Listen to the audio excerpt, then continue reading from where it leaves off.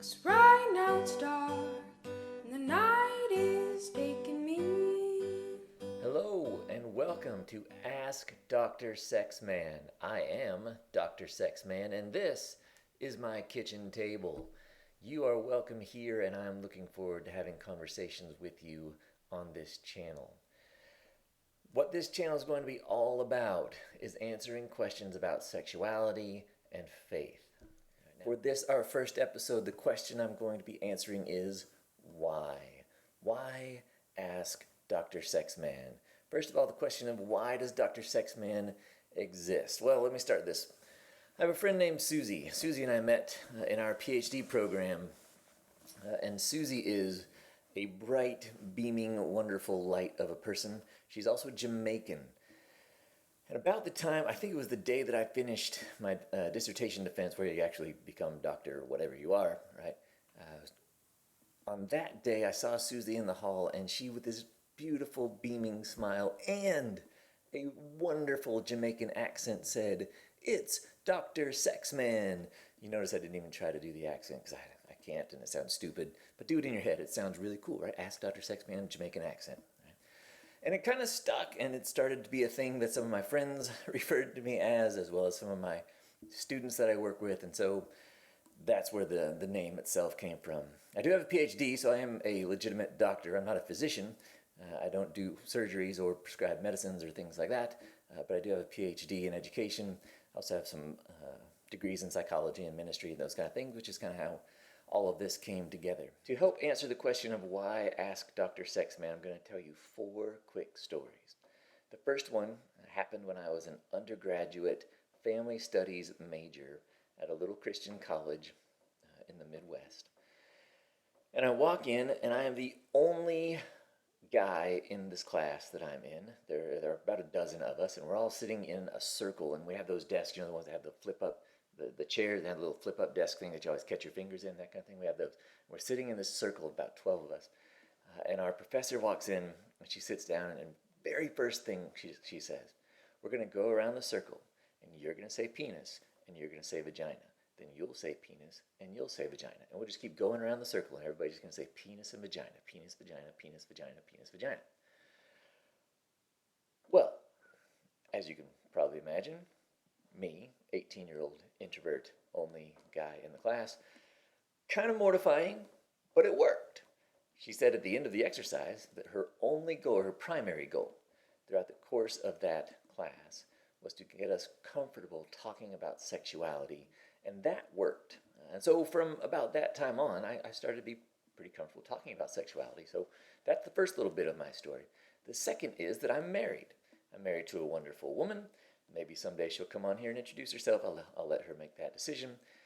But when we got married, one of the things that we discovered was sometimes if you grow up with a conservative Christian understanding of sexuality, that whether said out loud or even more powerfully not said out loud but kind of just understood, the message is you shouldn't have sex, it's really bad. Then when you get married, you can't necessarily just flip a switch and it be beautiful and easy and great. And so we had some real difficulties when we first got married. We've been married 21 years now. We have 3 kids. We've obviously figured it out. But when we first got married, we had some real difficulties with just the act of having sex. And a lot of it came from kind of mental baggage that we carried about sex and sexuality ourselves. And so that was part of the story that brought me here as well. I had a great friend who passed away several years ago.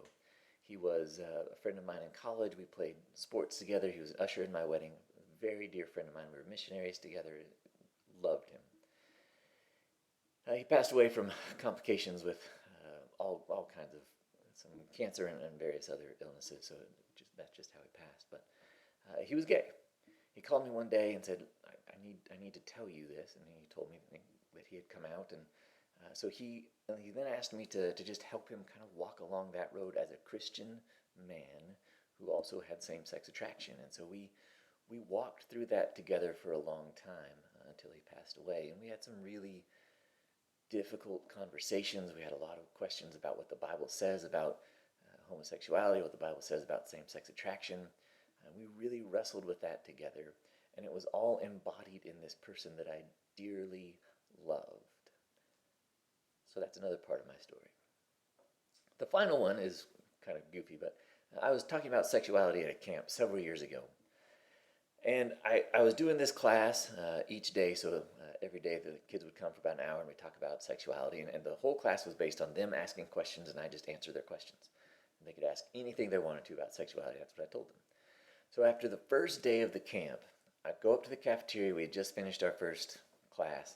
And I'd go up to the cafeteria where everybody's gathering there. And this young lady comes and almost slams, like puts her tray down really hard right in front of me across the table. She said, "Hey, I hear you're the sex guy." I said, "Well, okay, I'll just leave that one alone for right now. What do you have going on?" She said, "I was told that people can ask you questions about sex." And I said, "Yeah, that's true. You can ask me questions about sex." And she says, "Here's what I want to know. I want to know if a man and a woman love each other, is it okay for them to have anal sex?" And I sat there for just half a beat, and I said, "Okay, strange person who I've never met, have a seat. We'll eat our chili dogs, and we'll talk about anal sex together." And that was the moment where I realized just, one, how many questions there are that are going unanswered in the world, and two, how much I enjoy talking about them, even the ones that kind of come out of left field and are difficult to figure out sometimes. So all of those things, and others too, but those are kind of the four main parts of my story that coalesce in various ways. They all kind of come together to create this thing inside of me that makes me want to talk about sexuality. So I actually wrote, I have a PhD in education, but I wrote my dissertation, the big massive paper that you have to write, the research project and paper to get a PhD.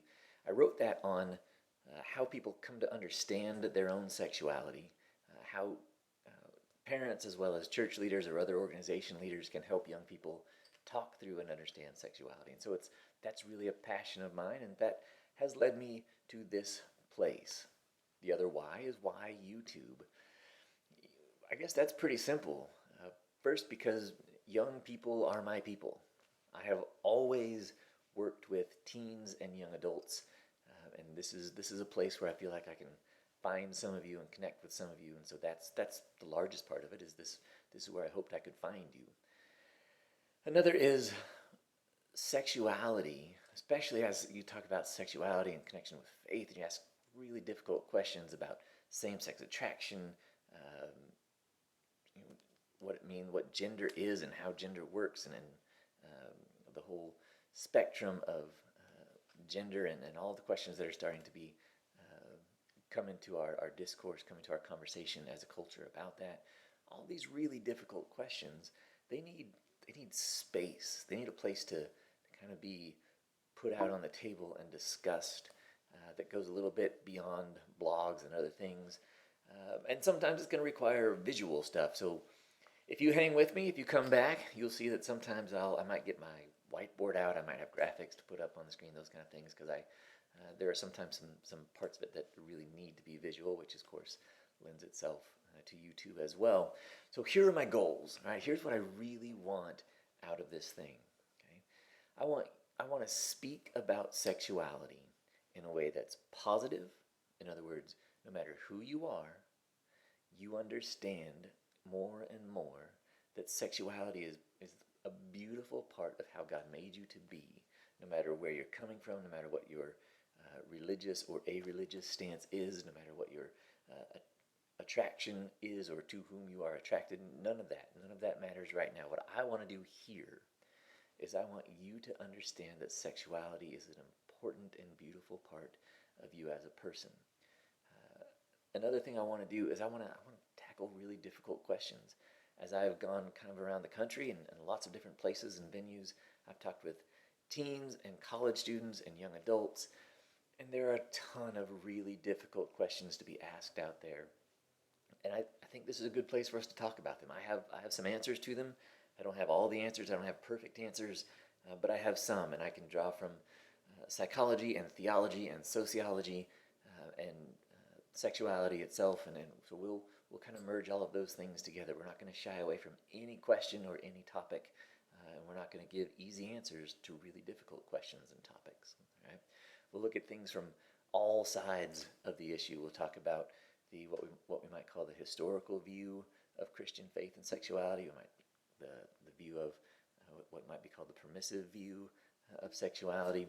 We'll talk about sexuality in ways that don't really necessarily have anything to do with Christian faith at all. So we'll hit all kinds of angles and all kinds of questions here, and there is absolutely nothing that is off the table for discussion.